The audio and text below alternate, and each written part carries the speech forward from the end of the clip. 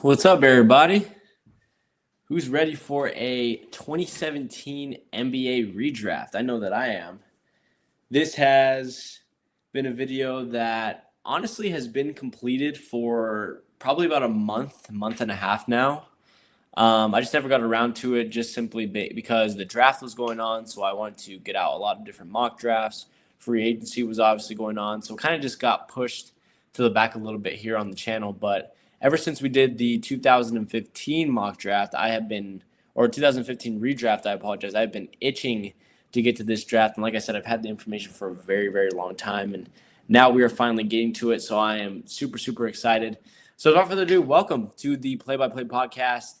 What episode is this, guys? I haven't really been counting episodes recently. I think this is episode number 77, which is crazy to say because I think when I started the YouTube channel, we were at episode 50, like 55, 56. Going ahead and checking the channel here. How are you guys doing, by the way? It has been a crazy past couple of days. This has been a crazy playoffs recently. It's been a lot of fun to watch. So this one was 72. This would be 70. So yeah, episode 77. And we started this all the way back at episode 31. So we are 46 episodes in on the YouTube channel. It's been absolutely so much fun doing this. Thank you guys for all your support. If you guys are watching this on the YouTube channel, please feel free to subscribe. It is free. Leave a like and comment down below and share with your friends. We also have social medias. This is going to be a lot more of a chill episode, so that's why I'm not being so animated and doing all the normal intro stuff. But all of the ads are down below for all of the social medias. On those, you will get to see my breaking news to reactions within the NBA and the NFL.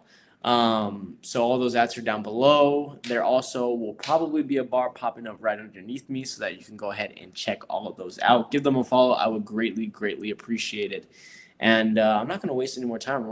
We're already 2 minutes into this, so let's go ahead and get into this because this is going to be a long, long episode. So 2017 NBA redraft. This was actually a lot of fun for me to do because I felt like this was one of the biggest drafts of my childhood. And to this day, I think that it is one of the most covered and hyped up NBA drafts in recent memory. This draft had a ton of media attention towards it. And it was so much fun because there were so many storylines from so many players going into this draft. There was obviously the Josh Jackson drama with the Celtics and Suns. You obviously had Lonzo Ball coming out with his dad, LeVar, behind his shoulder and all the trash talk that he was doing. You had the surprise number 1 overall pick in Markelle Fultz at number 1. You had De'Aaron Fox, who surprisingly went at, I believe, like 5 or 6 for the Sacramento Kings, despite literally like dominating Lonzo Ball in the 2 matchups that they had, and Lonzo was still a higher rated player. So there was all that talk behind him over there at Kentucky. There's just a lot of talk, rumors swirling around all around this draft. And I think that was really important because this was kind of the first draft where every prospect came in with those storylines, and it almost made them to be like these characters. Like it was these weird, like it was almost like a TV show. Like it seriously was reality TV where you had so many of these characters coming together with all these different storylines, and you were wondering how they were going to end up in the situation they were, and were these certain things going to affect them? Were they going to affect their draft stock? There were plenty of trade rumors. There were trade talks with Jimmy Butler. There were trade talks about guys like Paul George and whatnot. There was just so much going around at this time, and it just made it so much fun, and you almost didn't know really what to believe because there were so many different opinions. There were so many different rumors rolling around, and it just made it so entertaining. And again, like I said, like a reality TV show. Now, unfortunately, I could not watch the full draft. That being, I could not find the full draft on YouTube or whatnot. So if you guys have a link to the 2017 draft, or if you have the 2017 draft, please go ahead and put that up on YouTube because it's probably the most difficult recent draft to find in recent memory. I mean, I've been able to watch the 2018, 2019, 20, 21, even 22 and 23 and stuff like that, but I was not able to find 2017 whatsoever. So I kind of just had to go off of the research that I made. Obviously, the Wikipedia page, which I skim through up and down, looking at all the different trades. But just some interesting things to note, interesting notes, as well as certain trades and late round picks. So the first big thing to note with this draft is you had eligibility rules changing. So the NBA finally started to institute some new rules into terms of eligibility for the draft. So two main ones: you had to be 19 years old. So this kind of pushed away all of the high schoolers being drafted. No, you had to be 19 years old to be able to declare for the draft. You had to be 19 of the year of the draft. So you could potentially be like 18 coming into college, but if you were 18 at the time of the draft, you weren't eligible. You had to wait till the following year. And you also were able, this was the first year where they instituted the rule of being able to retain college eligibility. So in this draft, you could declare for the NBA draft, go through the combine, go through private workouts and whatnot. But I believe once the combine was about to end, you had to choose whether to go back to college so you retain your eligibility, or to go through with being drafted. And so that turned into, especially for a lot of these mid-tier to low-tier type prospects, end of the first round, early to late second round and whatnot, that kind of gave them an option to kind of, really gauge their draft stock, try to improve it potentially with another year in college, or just stay in the draft and get drafted where they were. So it kind of changed the order a little bit for that part of the draft. It's just interesting trades that we had here. You had Isaiah Hartenstein being picked all the way in the second round at 43rd by the Rockets, and that was actually instituted from the Ty Lawson trade with the Denver Nuggets, trading Ty Lawson from the Nuggets to the Houston Rockets. The Rockets picked up a second-round pick, and they were able to get Isaiah Hartenstein, who is like a top 15, top 16 player within this draft, and we'll get to those rankings and the depth of the draft in a minute. You also had the Brooklyn Nets. They went ahead and they picked Josh Allen all the way at number 22. Not Josh Allen, I'm sorry, Jarrett Allen at pick 22, which was a big-time pickup, all-star type center.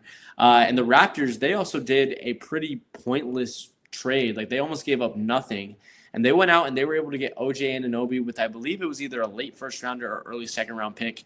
And they also got Serge Ibaka out of that trade with the Orlando Magic. So that trade in itself pretty much began to build the Kawhi Leonard team that we saw in 2019 with the likes of Lowry, Van Vliet, Leonard, OG Anunoby, Serge Ibaka, Marc Gasol, and whatnot. So that kind of put that forward and really began to build the foundation of that team. And there are a couple of other trades throughout this that I will begin to point out through the picks that we go through. But before we do get into the rankings and to the picks, I do want to note that there was a comment in the last redraft that it just took way too long to get to any of the draft picks. And I get that. It took me about 45 to 50 minutes to get to the actual redraft, as I was just listing off a lot of the history and information on this draft. But I do feel like that is part of this series for me, is to kind of look back and to see what happened and some of the rumors, some of the deals that were made prior to that. So what I'm actually going to do within this is, number one, I'm going to try my hardest to try and figure out how to put the timestamps in this episode so you guys can kind of skip around. But also, I'm just going to go through the draft straight. And what I mean by that is I'm going to go to the number one overall pick. So, for example, in this one, Philadelphia, I'm going to tell you the original pick, which was Markelle Fultz in this. I'm going to tell you any rumors or anything leading up to that pick, and then I'm going to present you with the new pick, which I will get to that in a second. Get to the reason why I think that this is a better pick for that team, and then move on to the second pick. So we're going to kind of mesh those two together just so we can get through the redraft and we don't have to go through a bunch of boring information and you guys just have to skip to 50 minutes of the video. That way everything is together. You guys can still hear my information and it doesn't take that long to get to the actual draft picks. And one final thing before we get into everything, I do want to note once again that with these redrafts, I don't do it just simply based on best player available. I also look at fit, at that current team's fit at that certain time. So if there's a player that gets picked above someone and you think that they are clearly more talented, that's not technically what this is about. It's all about what that team would need in that sense, looking at potentially how those players ended up towards the end of career. So I hope that that makes sense, and I hope that we get that all solved out. But before we go into the actual redraft, I just want to look at these player rankings that I had, because Compared to the 2015 draft, this draft had a lot more depth to it. This was actually a really, really great draft, and a lot of really solid later round guys that ended up coming up later in their career. I mean, in my player rankings, I have 16 players listed, and that was without a couple of guys that I missed. Guys like Markelle Fultz, who I still think has solid bench roles within this league. Even a guy like Josh Jackson, who is out of the league at this moment, but really just dealt with a lot of off the court issues.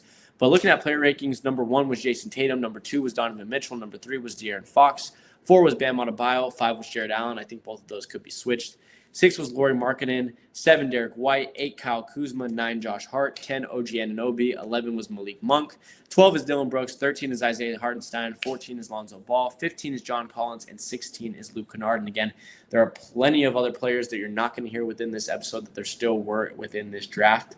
But just looking at it, I mean, you have 2 potentially like Hall of Fame type guys. At least Jason Tatum is, and I think that Donovan Mitchell could be put up right there with that. You then have, the next 4 or 5 guys are either franchise type players or like cemented all-stars like Fox, Adebayo, Allen, Markkanen, even Derek White, I think could be like a potential cemented all-star one day if he could just continue to improve and become a bigger household name to a lot of NBA fans.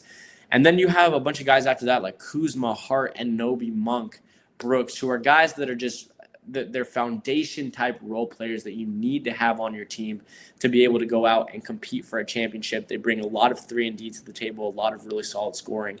Even guys like Luke Kennard and John Collins are also really solid, just bench depth role playing guys. And so again, I thought that this draft was absolutely stacked, and there's a lot of names that you're not going to hear without this that were still came out to be really solid NBA players. So without further ado, let's not waste any more of your time. Let's hop right into this 2017 NBA redraft. And we start at the top of the order with the Philadelphia 76ers. Their original pick was Markelle Fultz, the point guard out of Washington. And this was a pick that when researching all of this for this draft, I didn't really understand a lot of the hype out of Markelle Fultz. Sure, he had an incredible year at Washington. If you remember, that was a Washington team that was supposed to have Markelle Fultz, DeJounte Murray, and Marquise Chris all in that team. But, of course, Murray and Chris ended up being first-round draft picks the prior year, so they ended up being drafted. So Fultz was absolutely by himself, and he had to lead what was a terrible Washington team. I believe they won like 2 or 3 games without the entire season. But when watching a lot of Fultz tape and a lot of his highlights, he was good, don't get me wrong. He was a very, very shifty guard, a bigger guard who at this time was able to really bully smaller guards down low. But he just seemed very loose to me. Like the handle was very loose. He turned the ball over a ton. He had the ball out here when he was dribbling. The shot had clear red flags to it as it pertained to just the hitches within his jumper. And that obviously ended up translating early on into the preseason. But also, I don't really understand why the Sixers would pick him because he wasn't a great fit. And this is a time where the Sixers are getting top draft picks and they're kind of just drafting the best player available. And I understand that. But at this point, when you have Ben Simmons, Joel Embiid, and Jahlil Okafor and Nerlens Noel, all top draft picks that you've had, you need to, number one, I think, get a big time forward at 2 or 3. But also get somebody that can shoot. I mean, at this point, Fultz, Simmons, Embiid, and Nerlens Noel, none of those guys can particularly shoot. And the paint is already clouded enough. And they brought a guy that primarily drives to the paint.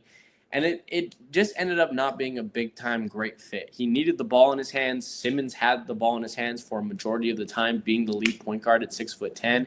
If not, it was going to Embiid.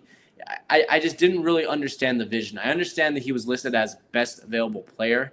But ultimately, I felt like a pick like Jason Tatum, who is the first pick in this for the Philadelphia 76ers, would have been a much better fit to Simmons and Embiid. You would have had a lineup of Ben Simmons, Jason Tatum, Nerlens Noel, Jahlil Okafor, Joel Embiid, and all of the other amazing role players that they had behind, like TJ McConnell and whatnot. That could have been your squad. And just moving 2 years forward to 2019 when they make that big push, you could have potentially had a team of all-star Ben Simmons, Tobias Harris, Jimmy Butler, Jason Tatum, Joel Embiid, with guys like Dario Saric, TJ McConnell off the bench and whatnot. Like, that is a future dynasty type team right now. And that is one that is just so much of a clear fit because of the 3-point shooting that you offer with yourself, and just the defensive prowess also with guys like Tatum, Butler, and Harris, who have so much great length behind them. I just feel like it's a much cleaner fit here for the Sixers. They obviously would have, been able to avoid Markelle Fultz and his injury history altogether. And ultimately, I just feel like this is a pick that just makes a lot more sense, whether it was a redraft or whether it was before. It's just a cleaner fit. Tatum shoots a lot better, and he would have just fit into this lineup a lot better than Markelle Fultz. It's no disrespect to Fultz whatsoever, but ultimately didn't understand the hype a lot and don't understand the fit in Philly. Then you move to number 2 with the Los Angeles Lakers, whose original pick was Lonzo Ball, who obviously should be a big-time talking point within this video. Lonzo was probably one of, if not the most hyped up prospect of all time.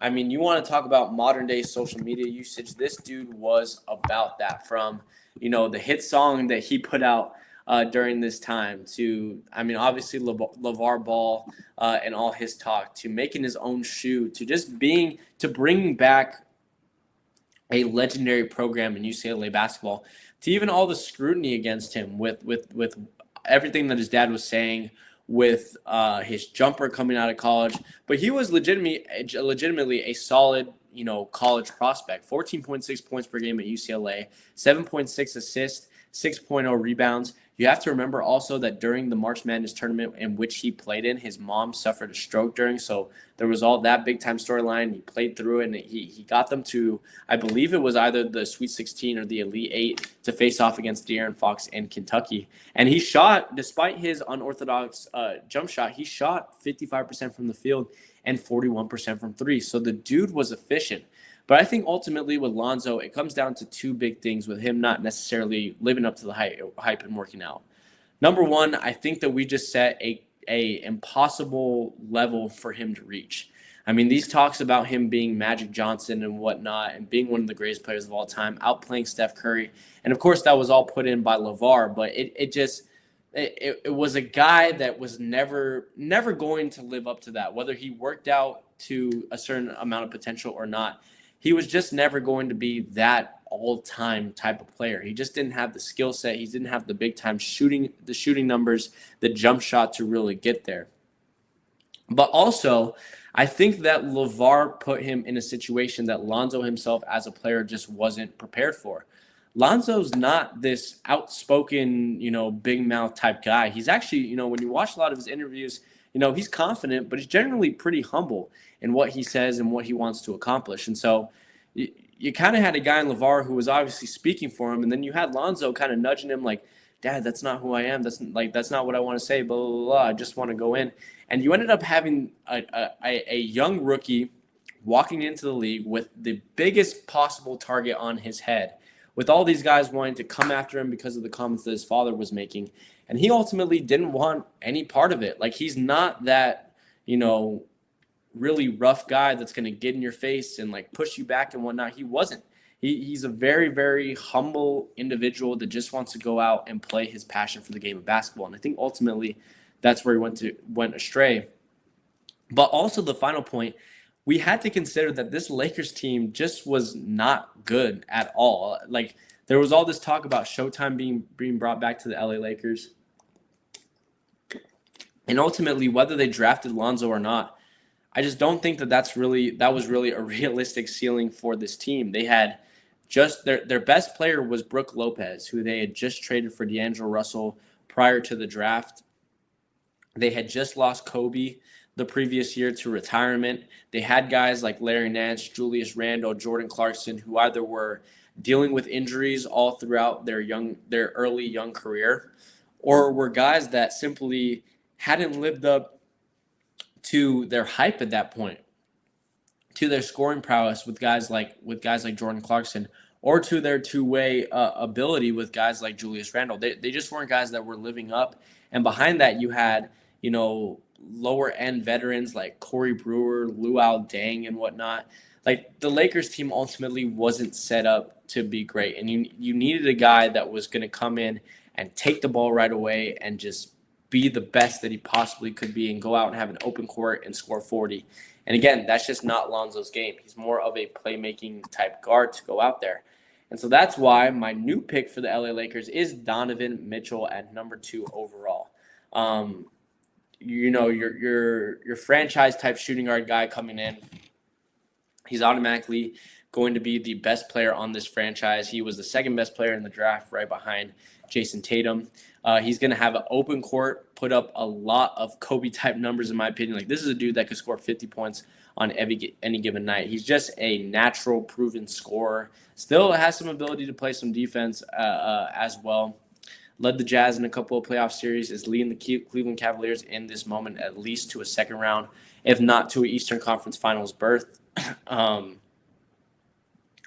And just overall, just big-time scoring coming from Donovan Mitchell, and is a dude that you can really build a team around, especially, having just great lengthy defenders behind him and like a playmaking point guard. I mean, that would just be a lot better of a direction for you to go. Just get a guy that is going to want the ball at all moments in time, that is going to be able to just be that alpha of the team, come in, point everyone in the right direction, just go out and get a bucket. And that is the type of guy that Donovan Mitchell would be on the Los Angeles Lakers.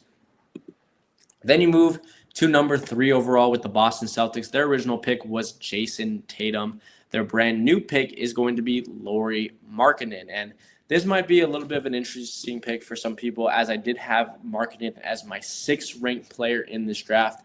But I think that ultimately it is just the best fit for Boston right now. They really needed a fill-in at that small forward, power forward position. Of course, they were not anticipating Gordon Hayward to be getting hurt the following season. So this would give you some big-time insurance with Lauri Markkanen. And with Markkanen, you just have big-time shooting, great length. And also, it's really interesting to consider the fact that this number 3 overall pick was still the Brooklyn Nets' first-round pick. This was still a pick that they got from the Kevin Garnett, Paul Pierce, Jason Terry trade. And it just continues. It continues to just kill Brooklyn. To put this into perspective, all the picks that Boston got from that trade, they got in real life, they got Jaylen Brown, Jason Tatum, and Colin Sexton, which obviously Sexton was in the deal that was traded to Cleveland for Kyrie Irving. So Sexton ended up going to Cleveland. In this year, in this redraft, it would have been Jaylen Brown, Jason Tatum, or Jaylen Brown, Lauri Markkanen, and Colin Sexton. I mean, that is a all-star level trio right there. Even with Sexton, who showed some big-time scoring ability earlier in his career, still like a solid point guard. He just hasn't gotten a lot showcased on, I believe, is he still on the Utah Jazz? Where's Colin Sexton play? Yeah, he's still on the Utah Jazz, so he just doesn't get a lot of big-time highlight on that Jazz team, but ultimately Brooklyn continuing to get killed at Garnett, Paul Pierce. When Boston got this, they were still in the conference finals. They were still in the Eastern Conference Finals, and they did not get this number 3 overall pick. They got the number 1 overall pick, and then were able to trade it with the Philadelphia 76ers. So to get the number 1 overall pick when you're in the conference finals, if that's not a fleece for a couple of late 30-year-olds who were way past their prime, I don't even know what to say with the Brooklyn Nets. But I didn't talk about the Josh Jackson situation. I'm going to talk about it in this next pick with the number 4 overall Phoenix Suns, because their original pick was Josh Jackson, and their new pick ends up being Jarrett Allen, all-star center from the Cleveland Cavaliers. Is somebody that I felt like fit the best, other than somebody like a Bam Adebayo, because I feel like he has shown a little bit more versatility than Bam. He might not be as just physically athletic as Bam Adebayo is, and shorter than Bam is, but he's definitely somebody who could play at that power forward position. He's done it next to Evan Mobley. He's either playing at that power forward position or he's playing center next to Evan Mobley. So solid versatility next to Alex Len, which would be great in this Phoenix Suns lineup. They would have Alex Len and Jared Allen down there, which would bring some big-time defense and length. They obviously still have Booker as their main time scorer. They would have guys like, Goran Dragic and Eric Bledsoe still there. So this would be a Suns team that would be building a lot more towards defense. And that's what they tried to do when originally picking with Josh Jackson. Jackson, man, it's so interesting to me to look back at this situation. This was outside of like Lonzo Ball, probably the biggest storyline coming into this, because the Boston Celtics wanted Josh Jackson. That was their guy. They wanted him. They liked his defense at Kansas. They felt that they could go ahead and develop him offensively with the lack of the jumper that he showed at times there. But outside of the jumper, he was really a all-around really great player. He could play really great defense. He could pass the ball really well. He could rebound tremendously. I believe he sits at about 6'7", 6'8". And I believe how the story goes, Boston ends up traveling to where Josh Jackson is for a private workout, which I can't remember exactly where that was. I think it was either in Cali or it was in like where he's from, which I believe is like South Carolina or something. I'm taking a look at it right now. No, he's from San Diego. So it definitely happened after he was drafted. It was reported that Jackson had canceled his workout with the Boston Celtics.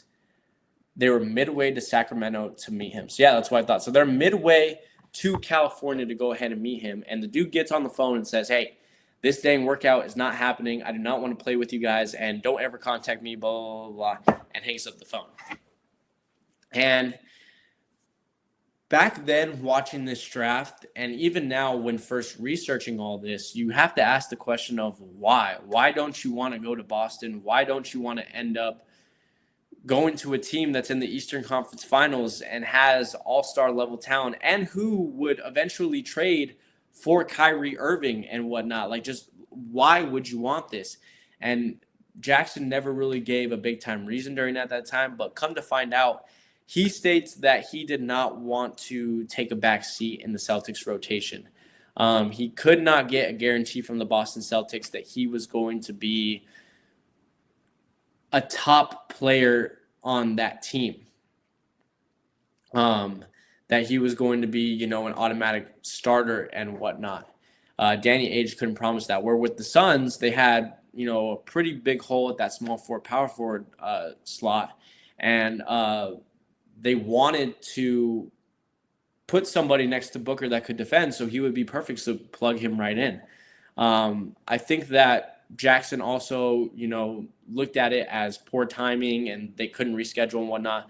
But ultimately, it just turned out to him, not really wanting to play for the Celtics, which ended up really angering Danny Ainge. And still, they almost still picked him. They almost ended up picking him at number 3. There was a question if they were still going to pick him or not.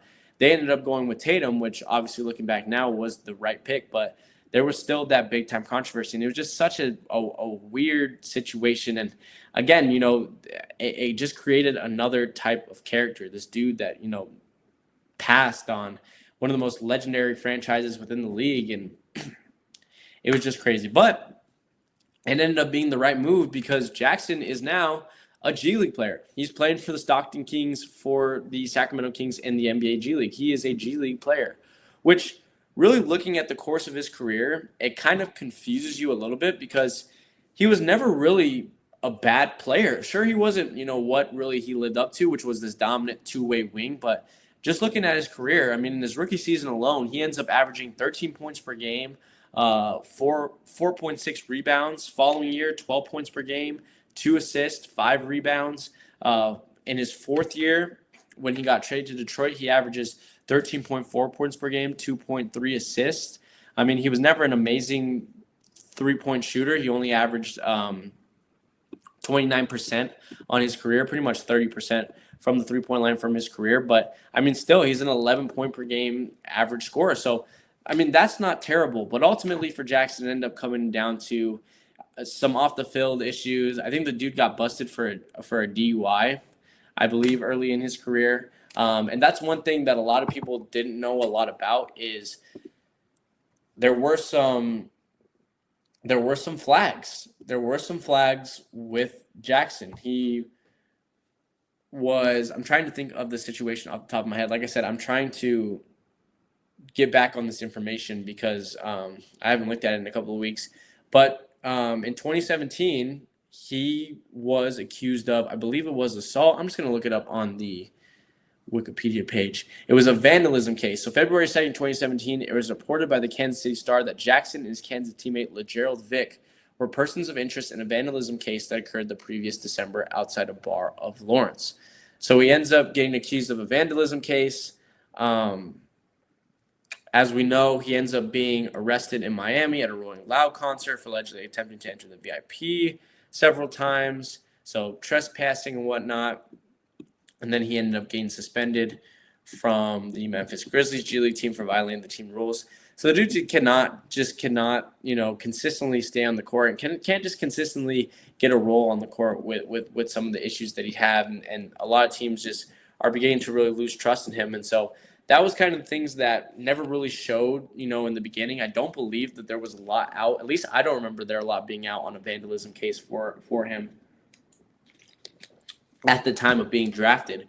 But it ended up being a red flag that should have gone noticed, because those are some of the big things that he ended up dealing with. And also, his lack of three-point shooting and whatnot definitely played to his disadvantage as well. This was kind of the last draft where teams really were okay with picking guys who just couldn't shoot. I mean, it happens today every once in a while, but there were a lot of guys that just couldn't really shoot the three-point ball that well, and it didn't end up really playing out. So that's the whole Josh Jackson controversy. Just a crazy, crazy storyline between a legendary franchise and a bottom-tier franchise like the Phoenix Suns, and Boston ends up striking gold right there. Then you have number 5, the Sacramento Kings. Their original and new pick is going to be De'Aaron Fox. At this time, they still needed a lead guard. They had, I believe, just traded Boogie Cousins to the New Orleans Pelicans, so you need really a star guy to really take control of your offense there. He would pair perfectly right next to Buddy Hield in that 1-2 combination. You could play him in the pick and roll with Willie Cauley-Stein. He's a franchise-level player. And it's interesting to know also that Sacramento ended up getting this pick in a trade that they traded away Nick Stauskas. So they ended up trading Nick Stauskas and ended up getting De'Aaron Fox in return. So that's a big-time play as well. One thing with Fox is I can never understand why he dipped as low as 5, because the dude was a really talented player. I could argue that he was more talented than Lonzo in college. And in going up head-to-head against Lonzo, he dominated those matchups and was able to win both games. And yet, I don't know if it's because of all the hype and all the things going around Lonzo, but Fox was just never really able to get out of the spot above guys like Jackson and Tatum and Ball and Fultz and whatnot. I mean, De'Aaron Fox, you could argue, was still up there with the top point guard prospects like Fultz and Ball. And so it was just a really weird situation. But the dude still was able to, outduel Lonzo Ball and whatnot. And to me was a clear fire pick with just how much speed he really had in the tank and whatnot. So Sacramento ends up getting that there. You have number 6, the Orlando Magic. Their original pick was Jonathan Isaac. I have them going for Bam Adebayo. Now, this was the first pick that I kind of purely did off of best player available, because after this, there's kind of a pretty big drop-off. There's Bam, and then there's guys like, Kyle Kuzma, Derek White, and Josh Hart and whatnot. So there is a little bit of a gap from here on out between the guys. So I took Bam, but I also took the best player available just simply because, Orlando's kind of in a similar situation that they were in 2015, where they just have so many young guys that they need to just take the time to kind of figure out and begin to develop. You had Aaron Gordon, you had Mario Hezonja, who they had just drafted 2 years prior. You obviously still had Nikola Vucevic on here. If I'm still taking a look at this, you still had Elfrid Payton at point guard. You had DJ Augustin. So, they had a lot of young, solid talent. Terrence Ross, Jonathan Simmons was on this. They still have Evan Fournier, who at this point is only 24 years old. I mentioned Aaron Gordon. Bismack Biyombo was on the squad. So you kind of just needed to see how a lot of these guys continue to play out. And, of course, none of these guys ended up being, amazing, amazing stars. But at this time, as a Magic fan, you're kind of just waiting for either to go boom or bust with a lot of these big-time picks. So I think with the guy in Bam, with his athleticism, with his little bit lack of size, you could potentially play him at the 4 next to Nikola Vucevic, and he would obviously add a lot of really great defense next to Vuce, who's a little bit of a defensive liability It would make a guy like Aaron Gordon potentially expendable. So maybe they could get, some extra draft picks for Aaron Gordon, or maybe some solid talent, as they did a couple of years later with the trade with the Denver Nuggets. It gave you another, P&R guy with Elfrid Payton, potentially another big-time rebounder. So ultimately, it's just the best talent value for this pick, and the best one to fit next to Vooch overall, outside of maybe like a guard and whatnot. Then we move on to another pick that I've been excited to talk about, which is the Chicago Bulls at number 7. They end up taking Lauri Markkanen with their original pick. With their new pick, they end up getting Kyle Kuzma. Just a little bit on Kuzma, a 17.2 points per game average. Pretty much played the same position as Lauri Markkanen. So he would plug in right into a similar spot alongside the new guys on this roster, which would be, he would come out of the Zach LaVine trade, but guys like Zach LaVine, Chris Dunn, and whatnot, so he would fit right next to those guys. But the big thing, obviously, to talk about with this Chicago Bulls pick is Jimmy Butler. This was originally the Timberwolves pick at number 7 overall, but Butler, who was probably the most wanted star during this draft in terms of trades, there was talks with Minnesota, there was talks with Boston, I believe there was some talks with New York and whatnot from him leaving Chicago. He ends up getting traded for Minnesota for Zach LaVine, Chris Dunn, the number 7 overall pick, and then the Bulls end up giving away Jimmy Butler, and I believe they had the 13th overall pick. Where's it at? Or no, they had 16. I believe they had 16 and the 16th overall pick and Jimmy Butler for those 3 assets. And it's interesting when you look back at this Jimmy Butler trade, because obviously at first glance, back in 2017, you're thinking, what the heck are the Chicago Bulls doing? I mean, you're trading a perennial all-star in Jimmy Butler for Zach LaVine, who was just coming off of a major ACL tear. Chris Dunn, who was, I believe, in his second year and really hadn't proven himself to be really a solid point guard in the league yet. And then you weren't even getting both first-round picks. You were swapping first-round picks and getting a guy like Lauri Markkanen, who, there was a lot of good tape on him. I believe he attended Arizona, and he was a really solid stretch 4 there and was able to shoot the 3 really well. But, I mean, all that package for Jimmy Butler, it just didn't seem to be enough. But I think that obviously, when looking back in hindsight, we didn't understand both sides of the Jimmy Butler issue, of the Jimmy Butler situation. We didn't know how bad he really is as just a locker room guy. If you remember, Jimmy Butler was drafted, I believe, in 2012. I'm going to look that up just to confirm it. 2011. So he's drafted in 2011. He is a young shooting guard who is down the depth chart underneath, obviously, what was an amazing Bulls squad of guys like Derrick Rose, Joakim Noah, Taj Gibson, Luol Deng, Ben Gordon, Kirk Heinrich. I mean, I could go on and on and on. Carlos Boozer and whatnot. So he comes in right at the height of the Bulls. I don't want to say dynasty. The great team that the Bulls had in the 2010s, the 2010 Bulls. As he begins to come up, guys begin to leave. If you remember, Derrick Rose and Joakim Noah get traded to the Knicks. Boozer goes to the Lakers. Deng goes to the Lakers as well.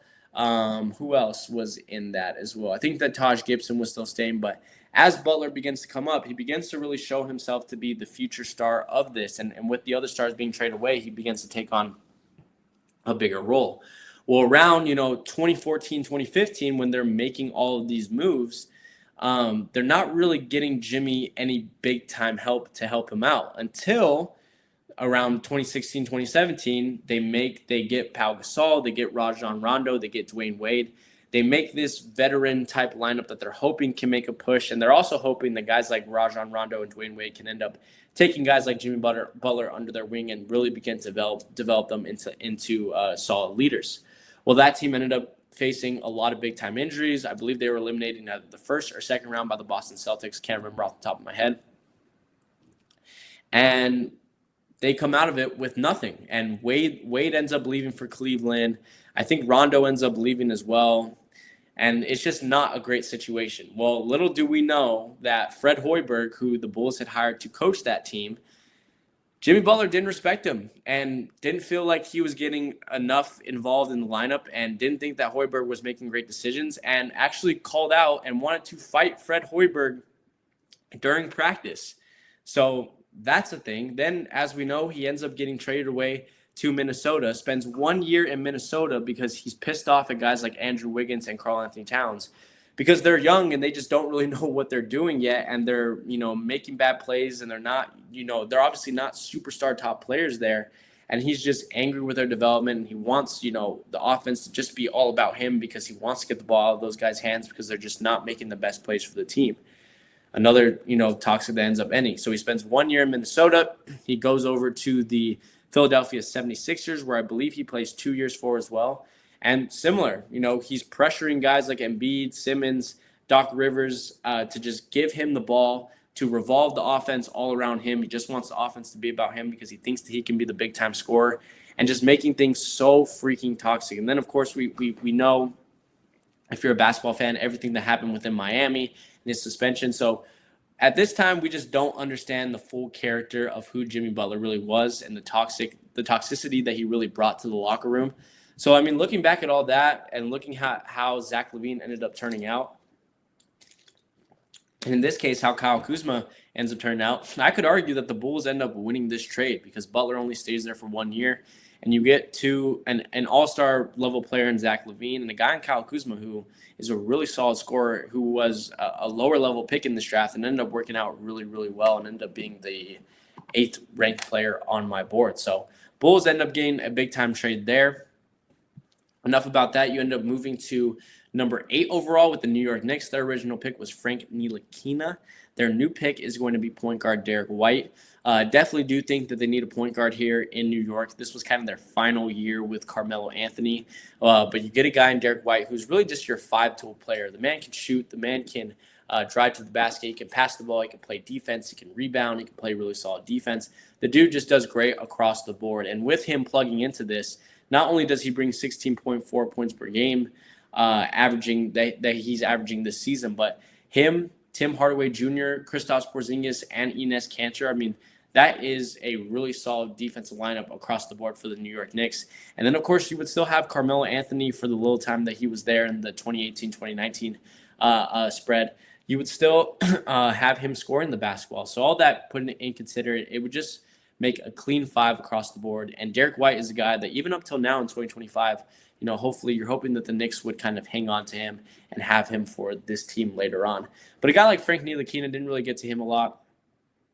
Was another one of these European guys that Phil Jackson really liked. Is a guy that ended up just getting really plagued by a lot of injuries, but also was just not very good. Like his main focus was defense, but in a league that was just evolving, he really just didn't fit into a shooting type league. He wasn't a great shooter. Like I said, he was getting hurt a lot, and he just couldn't really find a role and wasn't a good enough talent to really compete there. So that was kind of a wasted pick by Phil. One of the only, worst ones that he kind of made. There were some bad ones, but Frank Ntilikina definitely one of the worst ones. Then you move to the Dallas Mavericks at number 9. Their original pick being Dennis Smith Jr. Their new pick is going to be Josh Hart, who's going to be a big-time 3-and-D for them. Shooting guard was a big need. They needed to fill that in because I believe they had just traded away Tim Hardaway. And Hart was somebody that averaged 20 points per game in 2021, was a massive part of that Anthony Davis trade right there. But just focusing really quick on Dennis Smith Jr., I never really understood before really researching for this draft why he never really worked out. Because this was a dude that was rumored to potentially be, similar to like the next Derrick Rose. Like he had that type of level of explosion and athleticism to be able to just explode to the rack and just dunk on everyone. Like those were some of the highlights that Dennis Smith Jr. was going to have in the NBA and was having a little bit early on in his career. And again, he just didn't end up really working out too long. I think he had like 1 or 2 like okay years in Dallas. Then he ended up getting traded away to the Knicks. Then he ends up hopping around, teams for a couple of years, and just hasn't really done anything there since. 6 points per game on the Nets, 8 points per game on, is this Charlotte? Who the heck is CHO? 5 points per game for the Trailblazers, 7 points for Detroit. But I think ultimately what it came down for Dennis Smith is, number one, he wasn't the healthiest from 2020 to, well, this is all Knicks. So 2020, he ended up averaging 23 games that he played. 2021, he plays 3 games. 2020 for Detroit, he ends up playing 20 games, 37 games, 54 games. Back in 2018, he plays 32 games. So he was just getting hurt a lot, but he was also a guy that I think he just had too much athleticism. And I know that is kind of weird and crazy to say, but he was one of those guys who would kind of get himself into a really bad situation, get trapped or doubled or stuck into a corner.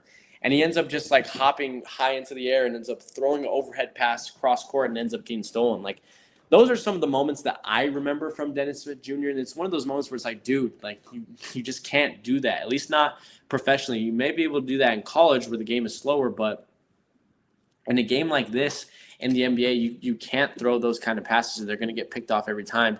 And he did it consistently. And I think he just relied too much on his athleticism and didn't develop himself enough as a player that he ended up just really falling behind. And in this case for Dallas, they end up being in a good spot because, like I said, shooting guard is a big-time need. They have Aaron Harrison, Yogi Ferrell listed as shooting guard. So he would definitely fill that. He would fit right next to guys like Doug McDermott, Wesley Matthews, who are solid defenders right there. Power forward Dorian Finney-Smith. They had Harrison Barnes this year.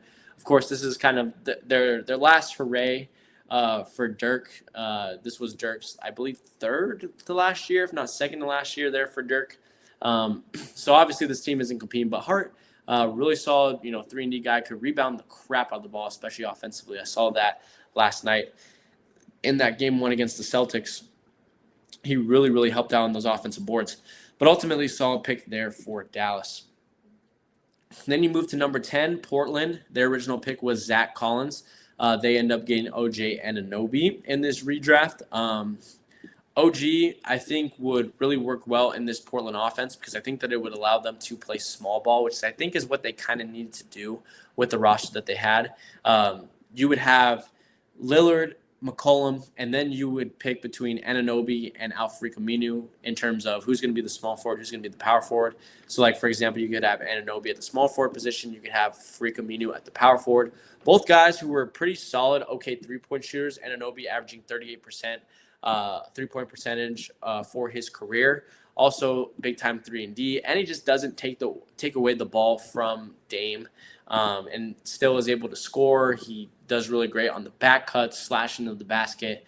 Ultimately, I think it's just a cleaner fit. They could utilize that athleticism and just drive into the basket, be able to cover up some of Dame's defensive deficiencies and whatnot. So overall, better pick here for Portland.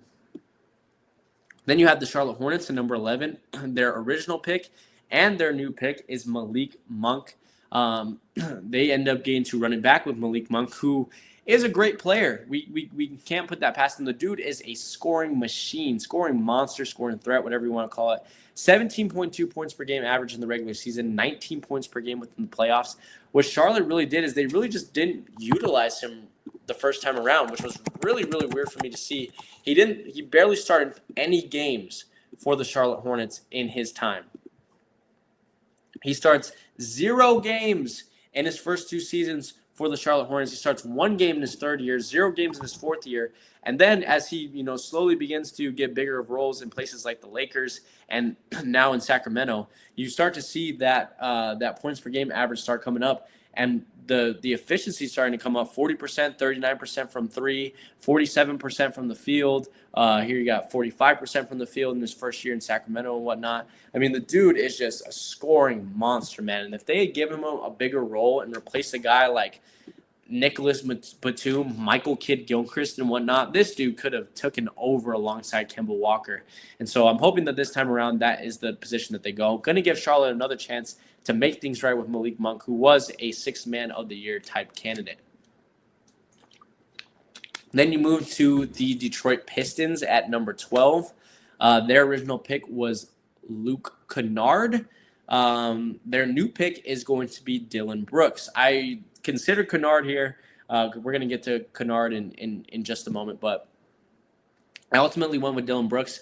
Number one, because he is also, like Kennard, a really solid scorer. He averaged 18.2 points per game in 2021. He would replace Stanley Johnson, who, let's be honest, by this point is just, especially offensively, is just a complete liability. But I also picked Dillon Brooks because I think that this is kind of our first culture fit. Dillon Brooks screams Piston to me. I mean, I think Dillon Brooks would be perfect in a Pistons uniform. He's just that mean, bad boys Pistons, Rasheed Wallace, Rich Hamilton type. Like, he's just that mean, agitating, harsh guy on defense. He's in your face. He's talking shit. That's Dillon Brooks. And I think that he would fit perfectly in that and really start to bring that back in Detroit because, I mean, they hadn't really had that at this point in Detroit for, 10 years since they traded away all the guys from that, Rich Hamilton, Chauncey Billups, Tayshaun Prince type age. And Brooks could be the one to really start that. Just the guy who's going to get in your face and talk trash and just, poke at you and whatnot and just be the dude that everyone hates. And I think that's really was everyone hated Detroit during, the late 80s, early 90s. Everyone hated Detroit during those mid-2000s. They were just, they were the villains. They were the bad guys. And I think that Brooks fits that perfectly, and he would definitely be the right guy, especially offensively, to go ahead and plug in for them there. Then you have Donovan Mitchell at the 13th pick, who was the original pick for Denver at 13th. Denver's new pick is going to be Luke Kennard because obviously Mitchell at this point is not available. An interesting note is Denver at this point has now picked both Donovan Mitchell and Rudy Gobert, and they have traded both of them to the Utah Jazz. That's right. The original picks for Donovan Mitchell and Rudy Gobert was to go to Denver, and Denver ended up trading both of them. Could you imagine a world where Denver gets Jamal Murray, Donovan Mitchell, Nikola Jokic, Rudy Gobert, Gary Harris, Will Barton, and all those guys? And there's so many other guys that I left off. Gallinari, who was still there, Wilson Chandler. Like, could you imagine a world where they freaking got all those guys? Paul Millsap, who came in, this same season. That team would have just been insane. And as a Denver Nuggets fan, I'm so sad that we weren't able to get to see it. Another interesting note is that this was also the year that the Nuggets chose Nikola Jokic over Jusuf Nurkic, and they ended up trading Nurkic before this draft to the Trailblazers for Mason Plumlee, who ended up becoming, a veteran backup center for them in those early 2020 days when they were competing for playoff spots. So, ballsy move from Mike Malone, being able to choose a second-round pick over who was a lottery pick in Jusuf Nurkic. But it proves to you that Mike Malone knew what he was doing and knew really who he wanted because he picked the all-time great center over a guy, Jusuf Nurkic, who is a solid starter, but nowhere near the level of Nikola Jokic. But back to Luke Kennard. This for Denver builds some really solid bench depth for him. He averages 15.8 points per game on career. Potentially could play in that small forward role where they were kind of getting light, especially when they got rid of guys like Gallo and Wilson Chandler and whatnot. He also shot 44% career three-point percentage, which obviously is amazing.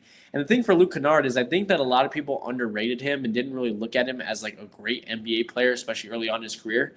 This dude, when I looked at his stats, maybe I'm just a casual, maybe that's just me, but he was amazing, especially early on. He just got plagued by a couple of injuries in Detroit. But, 2019, 2020, he ends up averaging 16 points per game on 40% three-point shooting.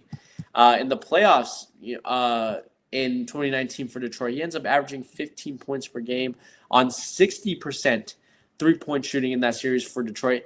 And, even, throughout this later part of his career, he's kind of alternated between, high single-digit and low double-digit numbers. Like, the dude has been just a solid 3-and-D offensive guy. And I think